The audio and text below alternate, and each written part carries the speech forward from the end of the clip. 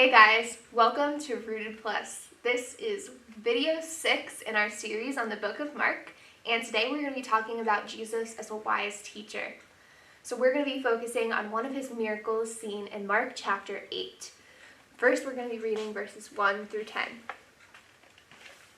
Jesus feeds 4,000. About this time, another large crowd had gathered, and the people ran out of food again. Jesus called his disciples and told them, "I feel sorry for these people. They have been here with me for 3 days, and they have nothing left to eat. If I send them home hungry, they will faint along the way, for some of them have come a long distance." His disciples replied, "How are we supposed to find enough food to feed them out here in the wilderness?" Jesus asked, "How much bread do you have?" 7 loaves, they replied. So Jesus told all the people to sit down on the ground. Then he took the 7 loaves, thanked God for them, and broke them into pieces. He gave them to his disciples, who distributed the bread to the crowd. A few small fish were found too, so Jesus also blessed these and told the disciples to distribute them. They ate as much as they wanted. Afterward, the disciples picked up 7 large baskets of leftover food. There were about 4,000 men in the crowd that day, and Jesus sent them home after they had eaten. Immediately after this, he got into a boat with his disciples and crossed over to the region of Dalmanutha. All right, so to start out, what happened in the passage?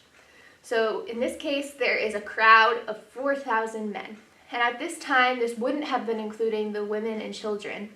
So the crowd was probably larger than 4,000 people. And these people have been traveling. Some of them have come from a long distance. They have been listening to Jesus for 3 days.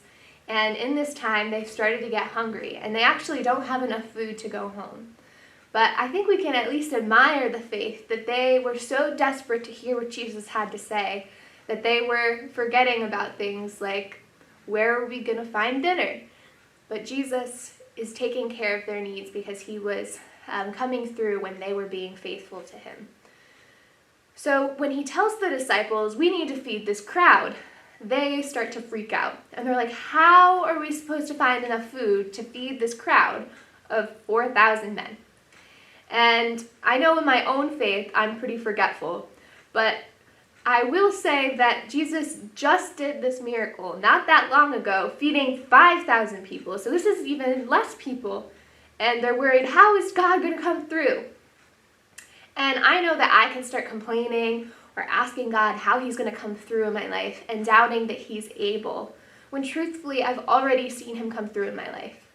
But you know, even in this case, we see that Jesus was patient with his disciples and did the miracle yet again, despite their lack of faith. And there was leftover food. Not only did he feed them with what they needed, they had 7 leftover baskets. So I want you to reflect on what is one way God has worked in your life in the past. Have you ever had a tough situation that you didn't think would get better, but it did? And I want you to think about, how do you think God was a part of that situation getting better? Do you think God was in control? So talk with your mentor, and then we'll jump back into the next few verses. So now we're going to read Mark 8:11 through 13. Pharisees demand a miraculous sign. When the Pharisees heard that Jesus had arrived, they came and started to argue with him. Testing him, they demanded that he show them a miraculous sign from heaven to prove his authority. When he heard this, he sighed deeply in his spirit. Why do these people keep demanding a miraculous sign? I tell you the truth, I will not give this generation any such sign. So he got back into the boat and left them, and he crossed to the other side of the lake. So here we see another story of the religious leaders of the time called the Pharisees. And the Pharisees believed they had it all together, and they thought that they were earning God's favor by following all the rules. On the outside, they seemed like they were being faithful, but Jesus knew their heart. And we often see Jesus point out that their heart is in the wrong place, and they don't really like to hear that. So in this case, the Pharisees were asking for a miracle, not out of a desire to know God, or asking them because they had faith in Jesus. They're asking him to test him. They wanted him to show miraculous signs so they could catch him and prove that he wasn't God. Jesus did not perform his miracles to show off his authority or prove something to people. Although his miracles did show his authority, Jesus performed them because of his compassion. And compassion means to suffer with others. He felt the needs of others and wanted to care for them. And out of a desire to teach and welcome people into the family of God. So Jesus dismissed the Pharisees because they had the wrong heart posture towards God. So when I talk about wrong heart posture, when you think about posture like, is your back straight? Are you in the right way? So a right heart posture would be a posture that is towards God and having the right attitude towards God. So what do you think it means to have the wrong heart posture towards God? And what things shall we have a right heart posture towards God? So talk about that with your mentor. All right, so now we're going to wrap up with the last few verses. So we're going to read Mark 14 through 21. Yeast of the Pharisees and Herod. But the disciples had forgotten to bring any food. They had only one loaf of bread with them in the boat. As they were crossing the lake, Jesus warned them, "Watch out. Beware of the yeast of the Pharisees and of Herod." At this, they began to argue with each other because they hadn't brought any bread. Jesus knew what they were saying, so he said, "Why are you arguing about having no bread? Don't you know or understand even yet? Are your hearts too hard to take it in? You have eyes, can't you see? You have ears, can't you hear? Don't you remember anything at all? When I fed the 5,000 with 5 loaves of bread, how many baskets of leftovers did you pick up afterward?" 12, they said. "And when I fed the 4,000 with 7 loaves, how many large baskets of leftovers did you pick up?"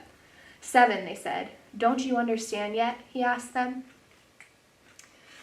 All right, so Jesus starts out this passage talking about the yeast of the Pharisees and of Herod. So this might be kind of confusing, but if you know anything about yeast, it's often used in making bread and it causes the dough to rise and expand. And even a little bit of yeast in dough will cause this to happen because yeast affects everything that it touches. So once it's mixed into the dough, it can affect the entire loaf of bread. So in the same way, a little sin or false teaching can impact our lives in big ways. It doesn't just stay contained to the little area of our life like we think it does. So even though the disciples had seen Jesus provide for them in big ways multiple times, they still doubted that he was able to provide for them. And he was just warning them that they don't want to have that lack of faith like he saw in the Pharisees and Herod. Jesus didn't want them to demand signs the way the Pharisees did. And one thing that I want to point out when Jesus is referring back to what he's done is that there's 12 baskets that are left over after feeding the 5,000, and there's 7 baskets left over after he feeds the 4,000. So you may think, okay, 12, 7, not that big of a deal, but 7 and 12 are 2 numbers in the Bible that are immensely significant. They're repeated over and over and over again, and they actually have meaning. So the number 7 often represents completion or perfection or wholeness. So we see this right from the beginning. There's 7 days of creation, and when he finished it was complete. Jesus says 7 statements when he's hanging on the cross before he dies, showing that his sacrifice was perfect and completely covers our sins. There's 7 lines in the Lord's Prayer. We talked about that this summer. Which is what Jesus calls the model prayer, the perfect prayer. There are 7 churches in the book of Revelation, which is the last book of the Bible that talks about end times and when Jesus will come back. And in the Old Testament, there was a law that every 7 years, debts would be canceled. And then every 7 groups of 7 years, so after 49 years, on the 50th year, there would be the year of Jubilee. And this was like a big deal. Everyone will return to their homeland. But all of that to say, 7 holds huge significance in the Bible, showing completion and how God is going to fulfill his promises. And then the number 12 also holds significance. 12 symbolizes perfection and the authority of God. So there were 12 tribes of Israel. And then in building the temple, God gave very specific dimensions in building his temple that were often multiples of 12. There's supposed to be 12 gates in New Jerusalem, which is in new heaven and new earth. That's promised in Revelation. In fact, the number 12 is all throughout the book of Revelation, which is a prophetic book talking about our future in heaven. And what I find interesting is 7 seems to point more to the past and about how God has been faithful since the beginning of creation, and 12 seems to point more towards the future and about how God's perfect plan for us in heaven, and both appear from Genesis to Revelation, so they repeat over and over and over again. So we're just reminded in subtle ways that God fulfills his promises. Jesus is coming back. And we serve a God that will display his faithfulness to us, even in little things, because he wants us to not be forgetful people like these disciples were. So even in the number of baskets left behind in this miracle, Jesus is teaching them something. So I want to know, is there a situation in your life right now where you're lacking faith, where you feel like God can't come through? What has God promised you? And how do God's promises provide comfort in your life? I hope you enjoyed the video and join us back for next week.